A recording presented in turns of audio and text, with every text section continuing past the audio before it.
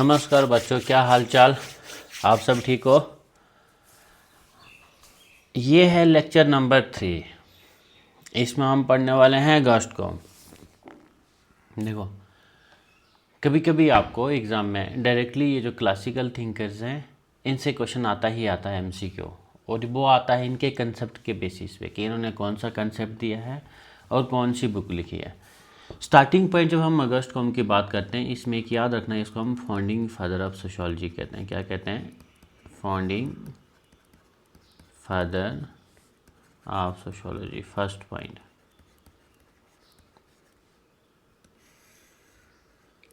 पहली चीज़ ये है। दूसरा पॉइंट, कभी कभी इनके बर्थ और ओरिजिन पे भी पूछ लेते हैं कि ये कहाँ के थे। फ्रेंच फिलोसफर थे, ठीक है, फ्रांस के थे। इनको फाउंडिंग फादर ऑफ सोशियोलॉजी कहते हैं। फ्रेंच फिलोसफर थे। And the first, he was the first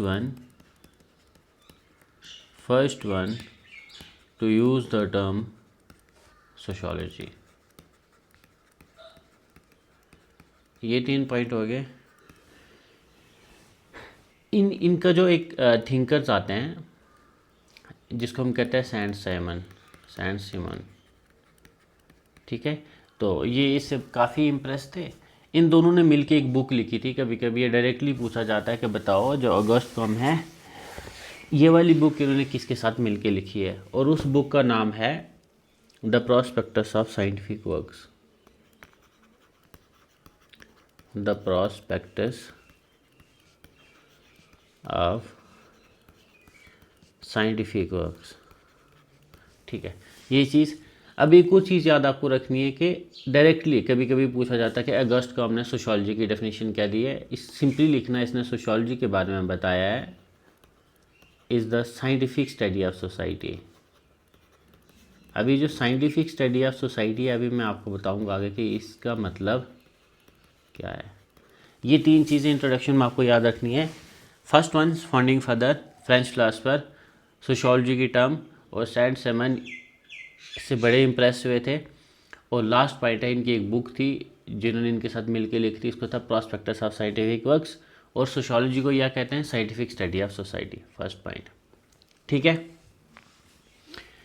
अब जब मैंने कहा ना कि scientific study of society, scientific study, sorry,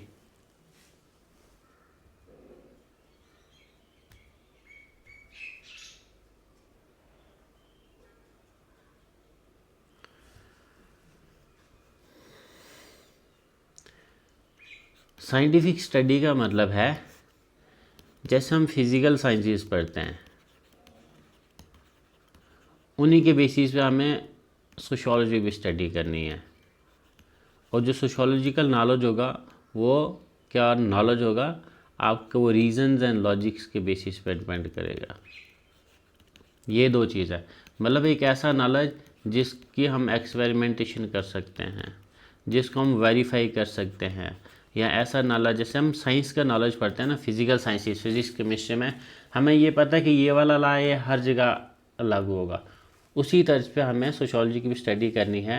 ऐसा नॉलेज क्रिएट करना है जिसका एक्सपेरिमेंटेशन पॉसिबल हो, जो वेरीफाई किया जाए और जिसकी वैलिडिटी हो, तभी हम इसको साइंटिफिक स्टडी कहते हैं, ठीक है।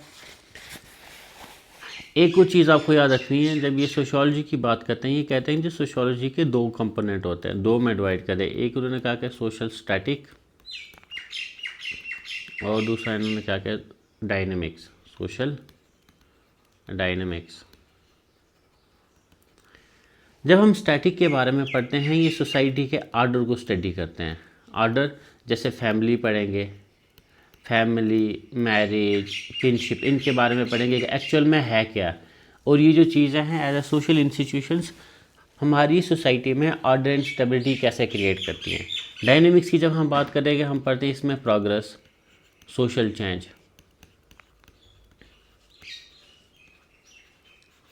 अब यहाँ पे एक MCQ बनता है। MCQ क्या बनता है? कहते हैं कि order plus progress is the definition of sociology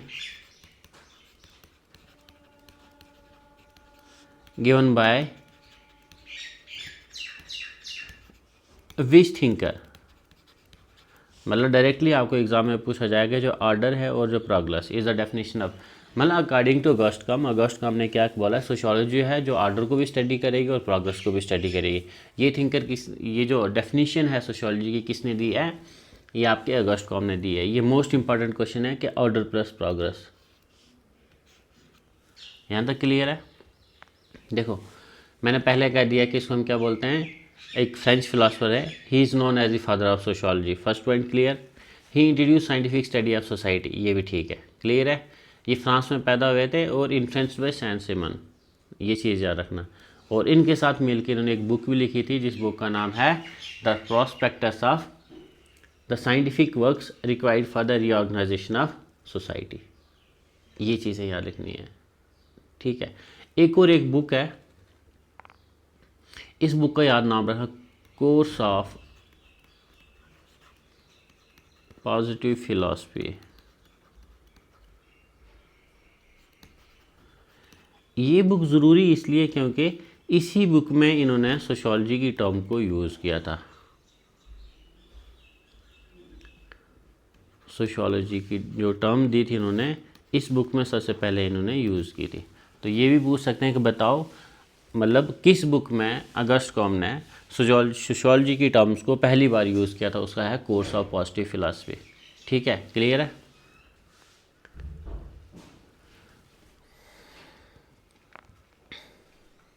देखो अब बात आती है पॉजिटिविज्म की। इनकी जो कंट्रीब्यूशन है, स्टार्टिंग कंट्रीब्यूशन है पॉजिटिविज्म। पॉजिटिविज्म का मतलब है any approach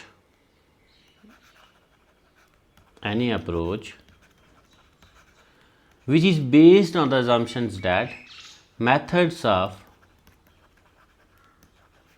physical sciences used in the social sciences। मतलब कि हम सोशियोलॉजी को साइंटिफिक तभी ही कहेंगे जब इसके जो मेथड्स होंगे या इसका जो नॉलेज होगा वो क्या होगा, वैलिड होगा। जस्ट लाइक वैलिड होगा प्लस साथ में वेरीफाई कर सकते हैं हम उसको। ठीक है, पॉजिटिविज्म है। यह हम इसको कह सकते हैं कि knowledge should be based on experiment. Knowledge should be based on experiment. ये है पॉजिटिविज्म। और इसी पॉजिटिविज्म के बेसिस पे अगस्ट कॉम ने सोशियोलॉजी की डेफिनेशन दी है, sociology is the scientific study of society. ठीक है, हम इसको दो तरह से यूज़ करते हैं, याद रखना, पॉजिटिविज्म एज ए डॉक्ट्रिन और पॉजिटिविज्म एज ए मेथड। ठीक है, जब हम डॉक्ट्रिन की बात करते हैं कि हम इसमें कहते हैं कि जो भी नॉलेज है वो सेंसरी एक्सपीरियंस से आता है और वो जो नॉलेज है वो ऑब्जर्वेबल होना चाहिए एंड मेजरेबल होना चाहिए। मतलब कि बिल्ली ने रास्ता काटा, आगे इंसान मरने वाला, टिकट कटने वाला, ऐसा कुछ नहीं है। हर एक के साथ हो सकता है कि आगे जाए तो किसी की लॉटरी लग जाए, करोड़पति बन जाए, ये चीज़ है। और एज ए मेथड का मतलब है कि हमारे पास मेथड ऑब्जर्वेशन हम यूज़ कर सकते हैं, एक्सपेरिमेंटेशन, हिस्टोरिकल मेथड, लेकिन मेथड हमें वो यूज़ करने हैं जो टोटली क्या है, साइंटिफिक है, जिनकी वैलिडिटी है, जिनकी वेरिफिकेशन पॉसिबल है। ठीक है, ये है। ओवरऑल देखा जाए पॉजिटिविज्म जो है, पॉजिटिविज्म इनका जो कंसेप्ट है ये क्या फोकस करता है, ये करता है ऑब्जेक्टिविटी होनी चाहिए, मतलब बाइसनेस नहीं होनी चाहिए। हमारा जो नॉलेज होता है उसकी फैक्ट्स होना चाहिए, नॉट वैल्यूज़। ये नहीं कि हाँ बिल्ली ने रास्ता काट दिया, ये कुत्ता भौंक रहा है तो कोई मरने वाला है, ऐसी चीज़ें नहीं होनी चाहिए। मतलब जो हमारा नॉलेज है वो ऑब्जेक्टिव होना चाहिए, ऑब्जेक्टिव के साथ वैलिडिटी होनी चाहिए, उसकी ट्रू नॉलेज होना चाहिए, ये वो फैक्ट्स के बेसिस पर होना चाहिए, ना कि वैल्यूज़ होनी चाहिए। ठीक है, और साथ साथ में ये क्या रिजेक्ट करता है इमेजिनेशन, कि हम जो डुलू डुलू वर्ल्ड में रहते हैं उस चीज़ को फोकस नहीं करना है।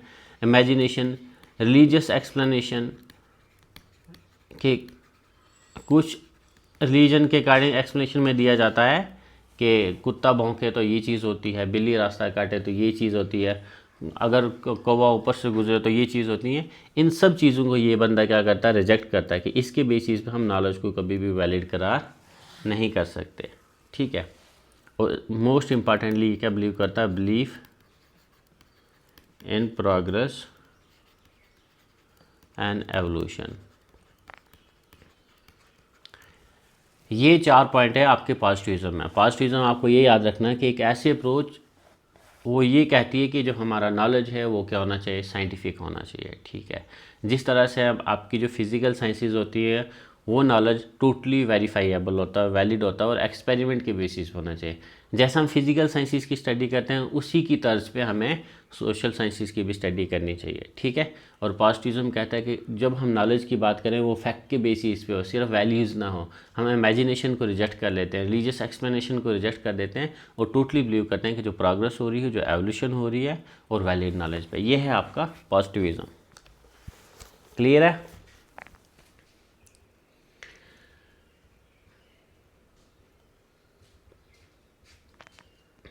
अब मोस्ट इंपॉर्टेंट इनका कंसेप्ट आता है लॉ ऑफ 3 स्टेजेस। क्या आता है, लॉ ऑफ 3 स्टेजेस। देखो ये लॉ ऑफ 3 स्टेजेस है क्या, सिंपली याद रखना है, एक डेवलपमेंटल मॉडल है। It is a developmental model. ये कहता है कि इंसान का जो सोसाइटी है, इंटेलेक्चुअल एवोल्यूशन कैसे हुआ है, intellectual evolution of society and human mind. मतलब जैसे इरेशनल से रैशनल की तरफ, या रूरल से अर्बन, या एनिशेंट से मॉडर्न।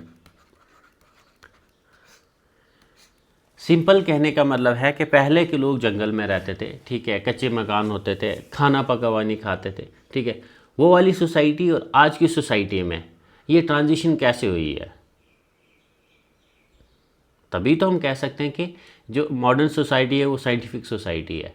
तो कहीं ना कहीं से बदलाव आया ना, एवोल्यूशन हुआ है। हम उसी एवोल्यूशन को जब हम स्टडी करेंगे, प्रोग्रेस को स्टडी करेंगे, उसी को लॉ ऑफ 3 स्टेजेस कहते हैं। पहली स्टेज आती है थियोलॉजिकल स्टेज। थियोलॉजिकल स्टेज एक ऐसी स्टेज है जिसमें हम बिलीव करते हैं कि सुपर नेचुरल पावर्स, गॉड पे बिलीव करेंगे। हम कहते हैं कि जो भी है हमारे गॉड ही सब कुछ कर रहे हैं। आंधी तूफान, इंसान का मरना जीना, सपने में आना, ये सारी चीज़ें क्या थियोलॉजिकल स्टेज है, बिलीफ इन गॉड। अब इसमें भी 3 फर्दर स्टेजेस आ जाती हैं। एक आ जाती है फेटिशिज्म, जिसमें हम ऑब्जेक्ट की वर्शिप कर रहे हैं। फिर आ जाती है पॉलीथीज़म। ये कभी कभी डायरेक्टली आपको पूछी जाएंगे। पॉलीथीज़म का मतलब है जहाँ पे हम मैनी गॉड्स को वर्शिप कर रहे हैं। ये ऑब्जेक्ट वर्शिप मोस्टली ट्राइब्स लोग करते हैं। जैसे ऑब्जेक्ट वर्शिप में आ जाता है आपका जैसे नीम का पेड़, पीपल, कोई ऑब्जेक्ट हो गया, कोई भी चीज़ हो गया, या पत्थर हो गया, कोई भी आर्टिफैक्ट्स हम जिसकी पूजा करेंगे। पॉलीथीज़म के बाद आ जाता है मोनोथीज़म। मोनोथीज़म का मतलब है वन गॉड। ये फर्दर थियोलॉजिकल स्टेज में 3 स्टेजेस हैं। एक है फेटिशिज्म, सेकंड है पॉलीथीज़म और थर्ड वन है मोनोथीज़म। अब देखो कैसे एवोल्यूशन हुआ। पहला हमने ऑब्जेक्ट की वर्शिप की, फिर काफ़ी सारे गॉड्स को वर्शिप किया और फाइनली हम एक गॉड पे आके रुके। तो कहीं ना कहीं सोसाइटी तो प्रोग्रेस कर रही है ना, पहले से आज तक। इसी को लॉ ऑफ 3 स्टेजेस कहते हैं। ये मैंने लिख दिया इसको कि society explain the super natural powers. हम इसमें टोटली कहते हैं कि जो भी है वो गॉड का है। क्लियर है? हम इसको कभी कभी एक और स्टेज कहते हैं, थियोलॉजिकल स्टेज को, ये आपको आना चाहिए। हम कहते हैं कि जो थियोलॉजिकल स्टेज है वो है फिक्टिशियस स्टेज। फिक्टिशियस स्टेज का मतलब होता है फिक्शन, जिसको हम वैलिडिटी या प्रूफ नहीं बता सकते, इमेजिनरी वर्ल्ड में। यह है थियोलॉजिकल स्टेज। अब दूसरा मेटाफिजिकल स्टेज। जो मेटाफिजिकल स्टेज है कहीं ना कहीं ये एज ऑफ इनलाइटनमेंट से जुड़ी हुई है। इनलाइटनमेंट। अब इस एज में हम क्या करते हैं, मोस्टली हम क्वेश्चनिंग करते हैं, जो भी आपका बिलीफ सिस्टम है हम उसको क्वेश्चनिंग करेंगे। हम टोटली रीजंस या लॉजिक्स पे नहीं जाते, लेकिन कहीं ना कहीं हमारे दिमाग में एक क्वेश्चंस राइज हो रहा है कि अगर ऐसा है तो क्यों है। बिल्ली ने रास्ता काटा, हमारे दिमाग में ये आएगा तो ज़रूरी नहीं कि कोई मरने वाला हो सकता है। बिल्ली के बच्चे भूखे हैं, वो दूध पिलाने भाग रही है, उसको भी अपने घर जल्दी जाना है। कुत्ता भौंक रहा है, रो रहा है रात को, इसका मतलब ये नहीं कि भाई कुछ गलत होने वाला है। इसका मतलब ये भी हो सकता है कि हो सकता है उसको सर्दी लग रही है। इसका मतलब है कि एब्स्ट्रैक्ट फोर्सेस वो फोर्सेस होती हैं जिनको हम टच नहीं कर सकते, देख नहीं सकते। तो गॉड्स को किसने रिप्लेस कर दिया? नेचर ने रिप्लेस कर दिया। इसमें ये चीज़ याद रखना। हम पहले डायरेक्टली बात कर रहे थे किसकी? गॉड्स की, लेकिन मेटाफिजिकल स्टेज में हम क्वेश्चनिंग की बात करेंगे। ठीक है, इस एज को हम कहते हैं कि यहाँ पे रैशनलिज्म का स्टार्ट होता है, स्टार्ट ऑफ रैशनलिज्म। हम रैशनलिटी की तरफ शुरुआत हो रही, कंप्लीटली रैशनल नहीं बने, लेकिन हम कहीं ना कहीं सोच रहे हैं कि ऐसी भी चीज़ें हो सकती हैं। हम इसको ट्रांजिशन स्टेज भी कहते हैं। इसके बाद हम टोटली मॉडर्न या साइंटिफिक स्टेज में चले जाएंगे। ठीक है, ये जो एब्स्ट्रैक्ट एक्सप्लेनेशन का मतलब पता है क्या होता है? एब्स्ट्रैक्ट एक्सप्लेनेशन हम इसमें देते हैं इमेजिनरी एक्सप्लेनेशन, कि ऐसा हो सकता है। कुत्ता भौंक रहा है रात को या रो रहा है, इसका मतलब उसको सर्दी लग रही है। बिल्ली ने रास्ता काटा, इसका मतलब ये है कि बिल्ली को जल्दी घर जाना है। क्लियर है? ये है metaphysical stage, most important stage. अब जो पॉजिटिव स्टेज है ये आपकी मॉडर्न स्टेज है। मॉडर्न स्टेज, यहाँ हम इसको कह सकते हैं रैशनल, या हम कह सकते हैं साइंटिफिक स्टेज। यहाँ हम रीजंस की बात करते हैं, लॉजिक्स की बात करेंगे, साइंस की बात करेंगे। यहाँ का जो नॉलेज होगा वो वैलिडिटी की बात करता है। ठीक है, उस नॉलेज में ऑब्जेक्टिविटी होगी, वो फैक्ट्स की बात करेगा। ये आपकी क्या पॉजिटिव स्टेज है। एक्सपेरिमेंटेशन, ऑब्जर्वेशन एंड रीजनिंग, ये है अगस्ट कॉम की लॉ ऑफ 3 स्टेजेस। ये कहता है कि it is a developmental model, कि इंसान का जो इंटेलेक्चुअल माइंड है और जो ह्यूमन माइंड है या सोसाइटी है, इसका ट्रांजिशन कैसे हुआ है, इसका एवोल्यूशन कैसे हुआ। पहली stage theological, second one metaphysical and third one is positive. Theological में आपको याद रखना है कि हम गॉड पे बिलीव करते हैं, मेटाफिजिकल हम क्वेश्चनिंग करते हैं और एब्स्ट्रैक्ट फोर्सेस की बात करते हैं, और पॉजिटिव स्टेज में रीजंस, लॉजिक एंड साइंस की बात करेंगे। ये है आपका law of 3 stages. Is it clear? अच्छा, एक इम्पॉर्टेंट टॉपिक है कि हायरार्की ऑफ साइंसेस। अगस्ट को हमने जो भी जितने भी साइंसेस उनकी क्लासिफिकेशन किए। ठीक है, classification on the basis of complexity, कि कौन सी साइंस कितनी कम्प्लेक्स है, उसके बेसिस पे। तो कभी कभी डायरेक्टली एग्जाम में क्वेश्चन आ जाता है, आपको ये 3-4 ऑप्शंस दिए होंगे और इनका इंक्रीजिंग एंड डिक्रीजिंग ऑर्डर बता देंगे, बताओ टॉप पे कौन है। अब इस बंदे ने सबसे बोला कि जो बेसिक जो है वो मैथमेटिक्स है। Mathematics, astronomy, physics, chemistry, biology and sociology. इस बंदे ने सोशोलॉजी को टॉप पे रखा और इसको बोला कि क्वीन ऑफ साइंसेस।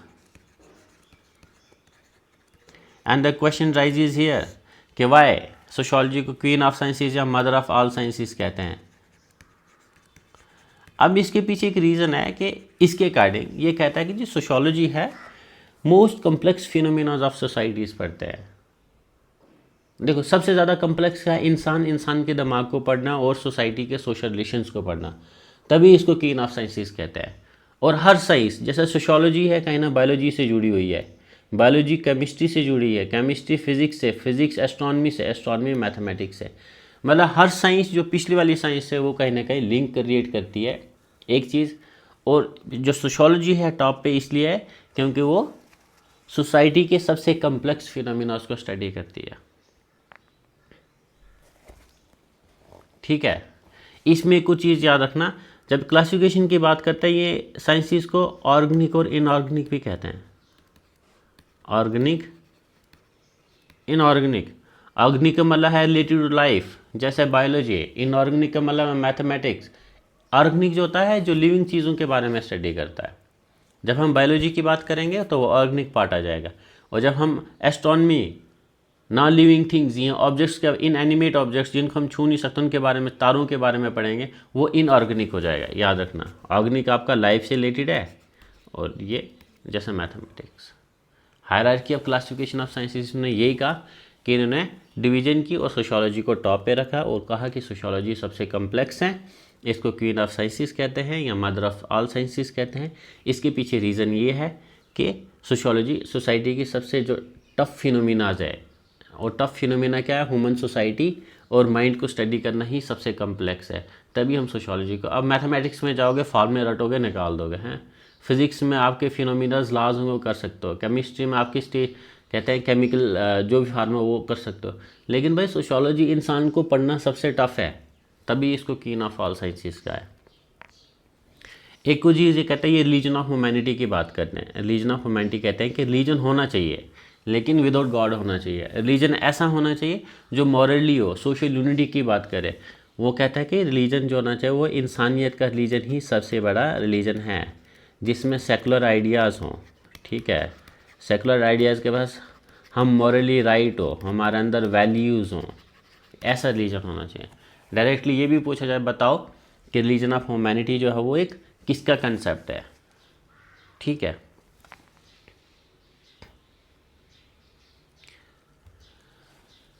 देखो तीन चीज़ें आपकी कंट्रीब्यूशन में आपको याद रखनी है। सोशियोलॉजी की टर्म, पॉजिटिविज्म और क्लासिफिकेशन ऑफ साइंसेस सिस्टमेटिकली, और लॉ ऑफ 3 स्टेजेस। जब हम कंक्लूजन की बात करते हैं ना, इसमें आपको क्या याद रखना है। पहला पॉइंट, इसको फादर ऑफ सोशियोलॉजी कहते हैं। ठीक है, इन्होंने सोशियोलॉजी को डिवाइड किया है एक सोशल स्टैटिक्स में और एक सोशल डायनेमिक्स में। स्टैटिक्स में हम ऑर्डर की बात करते हैं, डायनेमिक्स में हम प्रोग्रेस की बात करते हैं। ठीक है, इन्होंने सोशियोलॉजी को क्या किया है, study of, scientific study of society. और इन्होंने एक लॉ दिया है जिसको हम कहते हैं लॉ ऑफ 3 स्टेजेस। जब हम 3 स्टेजेस की बात करेंगे, इसमें लॉ का ये है कि एक थियोलॉजिकल स्टेज है, एक मेटाफिजिकल है और एक रैशनल स्टेज है। थियोलॉजिकल हम गॉड के बेसिस पे हर चीज़ करते हैं। मेटाफिजिकल में एब्स्ट्रैक्ट फिनोमिनाज या एब्स्ट्रैक्ट फोर्सेस, और जो तीसरी स्टेज रैशनल हो जाती है उसमें हम बात करते हैं रीज़न, साइंस एंड लॉजिक। ठीक है, फिर आ जाता है आपके पास पॉजिटिविज्म की बात करते हैं कि हमें सोशियोलॉजी का इस तरह से स्टडी करना है कि वो नॉलेज हमारे लिए वेरीफाइएबल हो, ऑब्जेक्टिविटी लाए, फैक्ट्स के बेसिस पे स्टडी करना है। जैसे हम साइंस में बात करते हैं ना लॉज की, तो उसी तरह हमें सोशियोलॉजी को भी स्टडी करना है। फिर नेक्स्ट पॉइंट इन्होंने क्लासिफिकेशन ऑफ साइंसेस। क्लासिफिकेशन में इन्होंने सोशियोलॉजी को टॉप पे रखा, और टॉप रखने के साथ साथ इन्होंने क्वीन ऑफ ऑल साइंसेस बोला। एक और पॉइंट मैंने बताया आपको, जो सैंड सिमन थे इनके साथी थे, इनके साथ मिलकर इन्होंने एक बुक लिखी थी, the prospectus of sociology for the reorganisation of society. 1882 की बात है, ये देख लेना डेट क्या है। ठीक है, और एक और पॉइंट है, लास्ट पॉइंट है रिलीजन ऑफ ह्यूमैनिटी के। सबसे बड़ा जो रिलीजन है वो इंसानियत का है। रिलीजन होना चाहिए बट विदाउट गॉड। ठीक है, एक कमेंट आपको याद रखना है। एक थिंकर है जिसको हम कहते हैं रॉलिन चैम्बलिस। इन्होंने जब इन्होंने पॉजिटिविज्म की स्टडी की, क्लासिफिकेशन ऑफ साइंसेस की, इन्होंने कहा कि ये जो इंसान है, he build a utopia instead of science. इसका कहने का मतलब इसने एक इमेजिनरी वर्ल्ड में एक साइंस क्रिएट करना, इसने एक सब्जेक्ट क्रिएट नहीं किया, इसने एक इमेजिनेशन क्रिएट की कि जो कभी पूरी नहीं हो सकती। यूटोपिया को होता है कि एक शेख चिल्ली के हसीन सपने, मंगेरी लाल के हसीन सपने। तो ये है, ये डायरेक्टली पूछा जा सकता है, बताओ ये किसने कहा है, he built a utopia instead of science. इसी के साथ हम इस लेक्चर का एंड करते हैं, और प्लस साथ में आप इस चैनल को सब्सक्राइब भी कर सकते हैं। Thank you so much. अब मिलते हैं